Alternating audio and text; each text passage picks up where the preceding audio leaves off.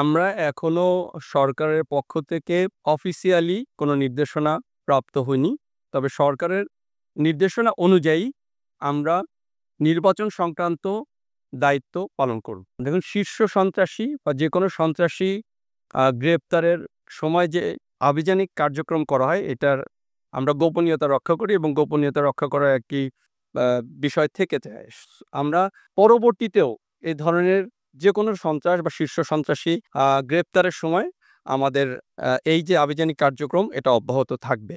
আমরা বিগত প্রেস ব্রিফিংয়ে বলেছি, মব ভায়োলেন্স, জনদুর্ভোগ সৃষ্টিকারী যেকোনো পরিস্থিতির বিরুদ্ধে সেনাবাহিনী কঠোর পদক্ষেপ গ্রহণ করেছে এবং করবে। এবং আমরা গতবারের তুলনায় আমরা মব ভায়োলেন্স অনেকাংশে কমিয়ে নিয়ে এসেছি। এবং আপনারা যদি রংপুরের যে ঘটনাটি দেখতে পারেন, সেখানে মব ভায়োলেন্স যে ঘটনাটি ঘটেছিল, সেখানে সেনাবাহিনী সঠিক সময়ে উপস্থিত হওয়ার কারণে সেই পরিস্থিতিটা নিয়ন্ত্রণে আনা সম্ভব হয়েছে। উশিনের বিষয়ে আমাদের সীমান্ত বর্ডার গার্ড বাংলাদেশ এবং কোস্টগার্ড তারা সতর্ক এবং সচেষ্ট আছে। তারা টহল বৃদ্ধি করেছে এবং সেখানে আমাদের স্থায়ী এবং অস্থায়ী ক্যাম্পের বৃদ্ধি করা হয়েছে। আমাদের গোয়েন্দা নজরদারিও বৃদ্ধি করা হয়েছে।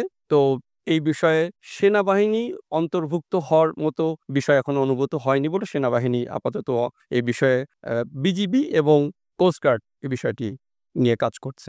আপনারা জানেন যে পার্বত্য চট্টগ্রামে যদি কোনো ট্যুরিস্ট সেখানে পরিদর্শনে যায়, তাহলে আমাদের ওইখানে ডেপ্লয়েড যে জোন থাকে, সেই জোনে তাদের একটা রেজিস্টার থাকে, যে রেজিস্টারে তাদের নাম তালিকা এবং কন্ট্যাক্ট নাম্বার লিপিবদ্ধ করতে হয়। তাদের সেফটি সিকিউরিটির জন্য এটা করতে হয়। তো কেউ যদি তাদের নাম তালিকা বা কন্ট্যাক্ট নাম্বার এটা লিপিবদ্ধ না করে এবং তার পরবর্তীতে আসলে যদি কোনো ঘটনা ঘটে যায়, সেখানে আসলে তাদেরকে ট্র্যাক করে বের করাটা ডিফিকাল্ট হয়ে যায়। তো সঙ্গত কারণেই যে এলাকায় এখন আপনার নিরাপত্তাজনিত বিঘ্নিতজনিত কারণে সেখানে নিষেধাজ্ঞা রয়েছে। আমরা আশা করছি যে আমাদের নিরাপত্তা বাহিনী তারা কাজ করছে এবং অতি শীঘ্রই এই নিষেধাজ্ঞা প্রত্যাহার করা হবে। আর আপনি দ্বিতীয় অংশে যেটা বললেন, যে সাংবাদিকদের নিয়ে সেখানে এ বিষয়ে আমাদের চিন্তাভাবনা আছে।